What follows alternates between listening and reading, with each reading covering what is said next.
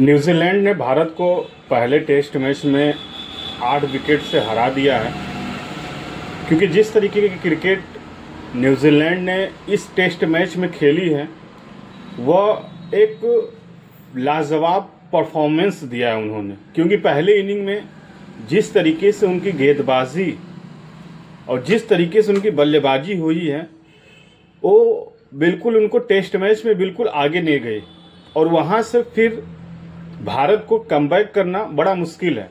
क्योंकि जब आप पहले इनिंग में सिर्फ 46 रनों पे ऑल आउट हो जाते हैं, वो भी टेस्ट मैच में, तो वहाँ से आपको कमबैक करना बड़ी मुश्किल है।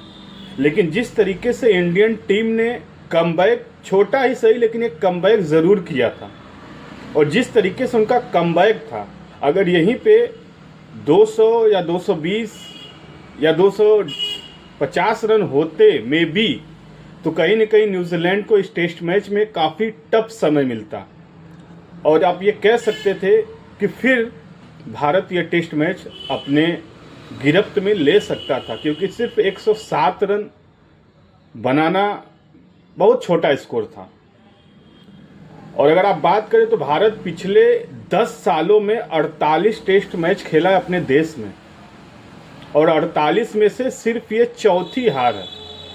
तो अपने ग्राउंड पे, अपने मुल्क में, अपने देश में क्रिकेट को किस तरीके से डोमिनेट करना है, अपने प्लान को किस तरीके से फील्ड पे एग्जीक्यूट करना है, ये इंडिया से बेहतर शायद कोई नहीं जानता। ये आंकड़े आपको बयां करती हैं, और यही वजह है कि पिछले कई सालों से टीम इंडिया कोई भी टेस्ट सीरीज इंडिया में अब तक नहीं हारी है। ये बयां करती हैं टीम इंडिया की परफॉर्मेंस, ये बयां करती हैं टीम इंडिया का एकजुट होकर खेलना, ये बयां करती हैं टीम इंडिया को का पूरी तरीके से मैनेजमेंट, टीम सबका एक साथ प्लान करना, उसको ले जाके पिच पे एग्जीक्यूट करना। पिछले कई सालों से ऐसा होता आ रहा है। लेकिन जैसा कि आपको पता है कि रोहित शर्मा ने टेस्ट मैच के दौरान ही ये बता दिया था कि मेरे गलत पिच रीडिंग की वजह से हम 46 पे ऑल आउट हुए हैं। अगर हमने पहले टॉस जीतकर पहले बैटिंग न करके बॉलिंग किया होता तो शायद ये जो नतीजा है ये आज भारत के पक्ष में होता, हक में होता। ये रोहित शर्मा ने खुद बोला है, और ऐसा बोलना और ऐसा कहना, जो खुद की गलती एक्सेप्ट करना, ये हर एक खिलाड़ी नहीं कर सकता है। ये वही कर सकता है जो अपने टीम के प्रति ईमानदार हो, जो अपने टीम के प्रति ईमानदार हो, खेल के प्रति ईमानदार हो, और जिसके अंदर एक लीडरशिप की क्वालिटी हो।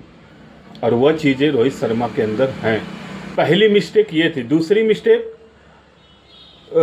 जो मिस्टेक थी उसमें आप सचिन रविंद्रा, पहले इनिंग में न्यूजीलैंड के सचिन रविंद्रा और टीम सऊदी के बीच जो लगभग 140 रनों की साझेदारी हुई थी, कहीं न कहीं ये भी आपको गेम में पीछे ले गई।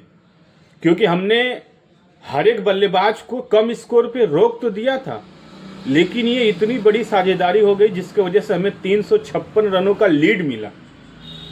अगर ये लीड 200 से 250 रनों का होता तो न्यूजीलैंड इस टेस्ट मैच में काफ़ी पीछे हो जाती। और तीसरी जो मेजर गलती होती है वो होती है पहले इनिंग में भी यशस्वी जायसवाल का फेल होना, दूसरी इनिंग में भी फेल होना, केएल राहुल का भी पहले इनिंग में फेल होना, और दूसरी इनिंग में जब टीम को सख्त ज़रूरत थी केएल राहुल से एक अच्छे बैटिंग करने की, अच्छे स्कोर की, एक अच्छे रन की, वहाँ पे भी केएल राहुल फेल हो गए। ये 3-4 कुछ ऐसी मेजर गलतियाँ हैं जिसकी वजह से टीम इंडिया इस टेस्ट मैच में काफ़ी पीछे हो गया, और यही वो रीज़न है जिसकी वजह से टीम इंडिया ने इस टेस्ट मैच को 8 विकेट से हार गई। अभी इस टेस्ट सीरीज़ में 2 मैच और बचे हैं। मे बी हम जिस तरीके से कई सालों से ये होता आया है, कई सीरीज से ये होता है कि हम पहला मैच हार जाते हैं। आपको याद हो हम इंग्लैंड के खिलाफ भी पहला मैच हारे थे, लेकिन फिर उन्हें लगातार 4 टेस्ट मैचों में हराए थे। तो सीरीज तो हारना नहीं है टीम इंडिया को, ये तो फिक्स है।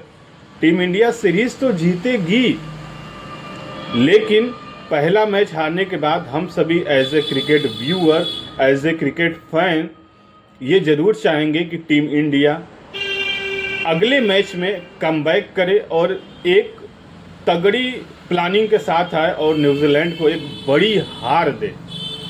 बड़ी हार इसलिए क्योंकि आपको पता है ये टेस्ट सीरीज़ भी WTC का फाइनल का जो है वह एक पार्ट है, एक हिस्सा है। अगर यहाँ से हम हारते हैं तो जो बॉर्डर गावस्कर ट्रॉफी ऑस्ट्रेलिया में होना है वो वहाँ के सारे मैचेस फिर हमें जीतना इम्पोर्टेंट हो जाएंगे, तभी हम फाइनल में जा सकते हैं। इस वजह से ये 2 मैच जो बचे हैं, कहीं न कहीं इन 2 मैचों को भारत को जीतना बहुत इम्पोर्टेंट है, क्योंकि अगर हम ये जीतेंगे तो WTC की फाइनल में हमारा कहीं न कहीं मुकाबला फिक्स होगा। ऑस्ट्रेलिया में आपको एक कड़ी से कड़ी ऑस्ट्रेलिया की तरफ से संघर्ष देखने को मिलेगा, एक कॉम्पिटिटिव क्रिकेट मिलेगा वहाँ पे, क्योंकि यहाँ पे हम अपने देश में हैं, अपने पिच को जानते हैं। वहाँ पे जाने के बाद वो चीज़ें बिल्कुल बदल जाती हैं। नो डाउट कि अब पहले जैसे इंडिया नहीं रही कि उसके पास बॉलर नहीं है, उसके पास ऑलराउंडर नहीं है, क्योंकि हमने पिछले 2 बार बॉर्डर गावस्कर ट्रॉफी को जीता है। वो कौन भूल सकता है गाबा का घमंड। ऋषभ पंत इज बैक, क्योंकि ऋषभ पंत भी अब ऑस्ट्रेलिया सीरीज में भी रहेंगे और जिस तरीके से उनका कमबैक रहा है वो पूरे जीवन लोगों को सीखने वाला कमबैक रहा है कि कभी भी आप अपनी ज़िंदगी से हार मत माने। अगर ज़िंदगी में आप लगातार मेहनत करेंगे तो आज नहीं तो कल आप सक्सेस ज़रूर होंगे, कामयाब ज़रूर होंगे और ये दुनिया आपको सर झुका के सलाम करेंगी, जैसा आज ऋषभ पंत ने किया है। ऑफकोर्स पहले इनिंग में भी टॉप स्कोरर थे टीम के, दूसरी इनिंग में 99 रन बना के आउट हो गए।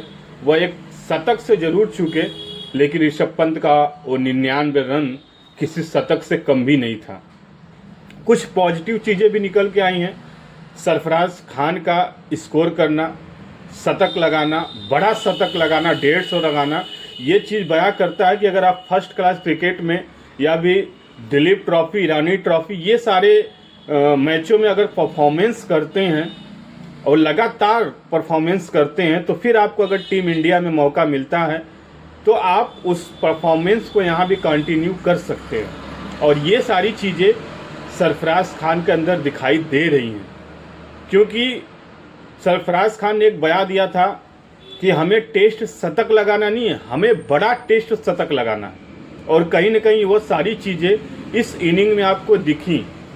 वो अलग बात है कि जब नई गेंद आई तो वहाँ पे टीम इंडिया के पूरी 7 विकेट सिर्फ 55 या 60 रन के अंदर पूरी की पूरी टीम इंडिया ऑल आउट हो गई।